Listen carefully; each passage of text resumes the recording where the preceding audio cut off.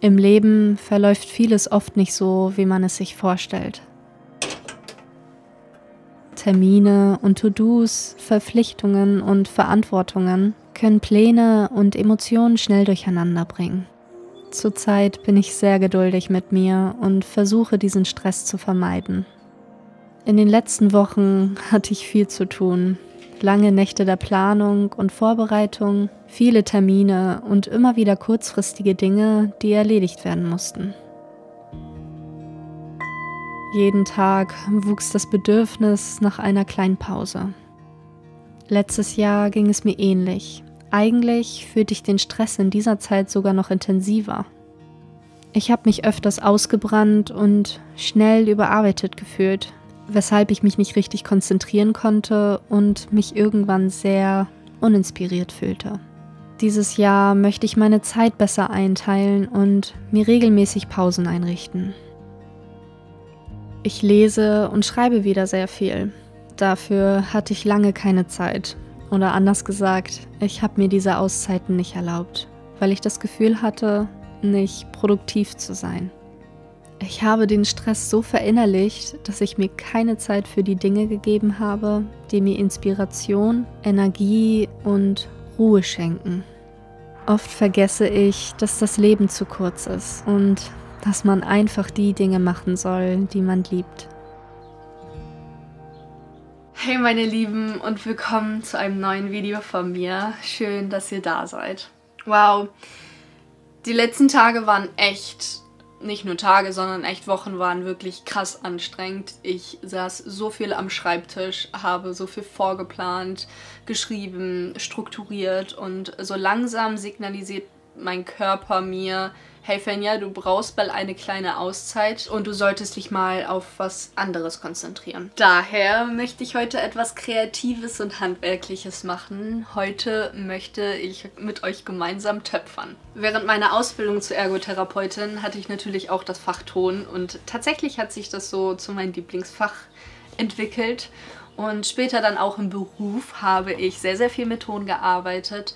Vor allem sehr viel mit Kindern. Und das Besondere an der Arbeit mit Ton, nicht nur mit Ton, sondern im Allgemeinen der kreative Prozess, ist dieses Step by Step, den Prozess zu genießen und seinen Zielen ein bisschen näher zu kommen, die Kinder dabei zu beobachten, wie sie jede Woche daran arbeiten und sich freuen und aus kleinen Fehlern lernen und wie stolz sie waren und das ihren Eltern gezeigt haben. Und ich glaube, darauf kommt es im Leben wirklich an, diese kleinen Glücksmomente und diesen Prozess einfach zu genießen.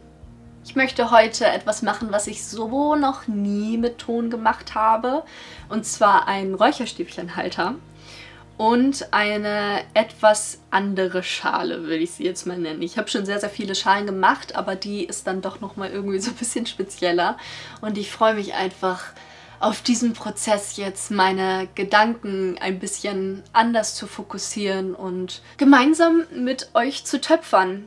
Ich glaube, dann würde ich gar nicht mehr so lange rumschnacken, sondern lasst uns einfach direkt anfangen. Alles, was ihr für die beiden Werkstücke braucht, ist Ton eurer Wahl, ein paar Modellierhölzer, ein Tonschneider, eine etwas größere Schale, ein Schwämmchen, ein Nudelholz, optional kleine Holzstempel mit Buchstaben.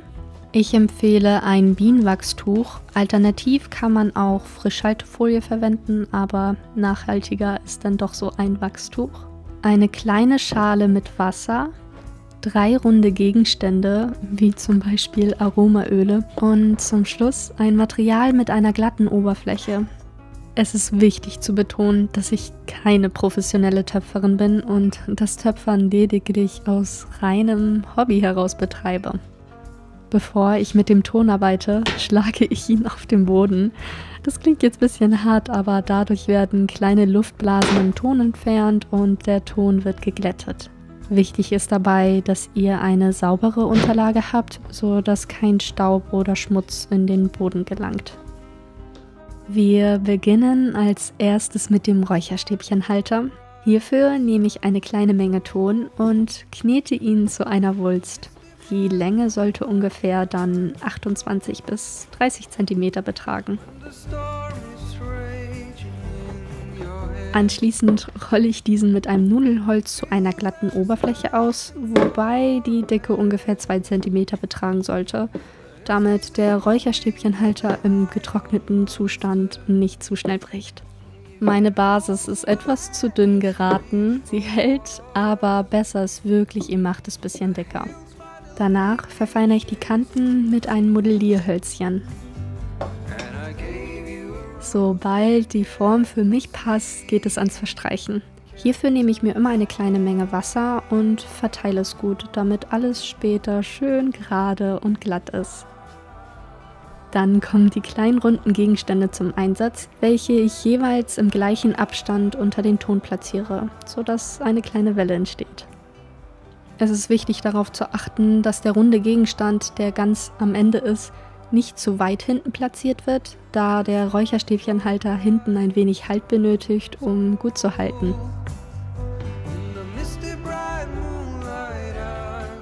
Es sollte vorne noch etwas Platz für ein kleines Loch sein, wo später das Räucherstäbchen hineinkommt. Und dann nehme ich mir noch sehr viel Zeit für kleine Feinarbeiten, wie das erneute Verstreichen und das Korrigieren der Position, bis ich zufrieden bin und der Ton dann trocknen kann. Für die Schale nehme ich mir eine kleine Menge Ton und forme ihn dann zu einer Kugel. Anschließend benutze ich das Nudelholz, um den Ton auszurollen. Dann male ich mit einem Modellierhölzchen intuitiv einen Kreis. Alternativ kann man aber auch eine runde Form als Schablone verwenden, wenn man einen perfekten Kreis formen möchte. Ich bin oft sehr intuitiv unterwegs und arbeite gerne nach Augenmaß. Meine Schale hatte ungefähr einen Durchmesser von ca. 20 cm. Natürlich könnt ihr die Größe aber nach eurem Wunsch gestalten. Als nächstes kommt die größere Schale zum Einsatz. Ich befestige das Bienenwachstuch am Rand der Schüssel, damit der Ton nachher nicht daran kleben bleibt. Ich liebe dieses Knistern, das hat irgendwie was von ASMR.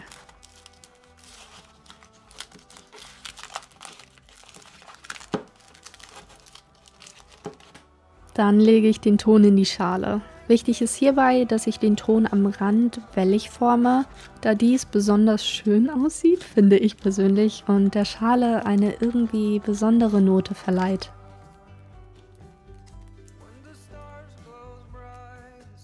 Anschließend korrigiere ich Unebenheiten und verstreiche den Ton mit etwas Wasser. Das dauert seine Zeit und ich nehme mir diese auch bewusst. So eine richtige Achtsamkeitsübung und man verschwindet komplett in den kreativen Prozess. Ich arbeite gerne mit kleinen Stempelbuchstaben, um eine persönliche Nachricht in den Ton zu drücken. Dies ist auch perfekt geeignet, um das Werkstück als Geschenk nochmal zu personalisieren und eine kleine Notiz hinzuzufügen. Also, ich bin jetzt mit meinem Räucherstäbchenhalter und meiner Schale bin ich fertig. Ich muss echt sagen, dass ich mir diese Schale hier ein bisschen größer vorgestellt hätte. Und ich wollte eigentlich auch was anderes dort reinschreiben, aber ich habe mir dann so gedacht, okay, Fenja, das soll schon was heißen, wenn sie doch jetzt irgendwie kleiner geraten ist. Und Trust the Process passt ja irgendwie echt zu diesem kreativen Prozess. Und vor allem bin ich richtig gespannt, ob das Räucherstäbchen in diesem kleinen Loch hier hält. Aber ich werde das morgen herausfinden, wenn das Ganze getrocknet ist. Und dann kann ich das auch schon anmalen.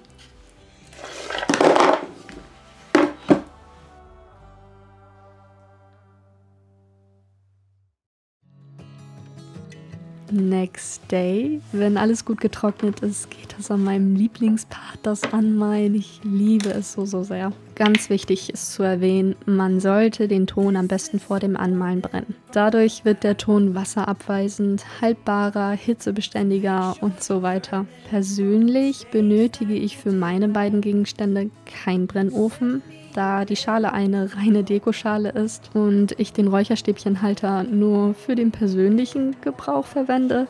Ich empfehle jedoch, das fertige Werkstück zu brennen. In deiner Nähe gibt es mit Sicherheit eine Tonwerkstatt, die oft auch das Brennen von Ton anbietet. Alternativ gibt es aber auch speziellen Ton, den man direkt im Backofen brennen kann. Beim Anmalen habe ich mich für verschiedene Grün-, Weiß- und Beige-Töne entschieden und sie dann intuitiv aufgetragen.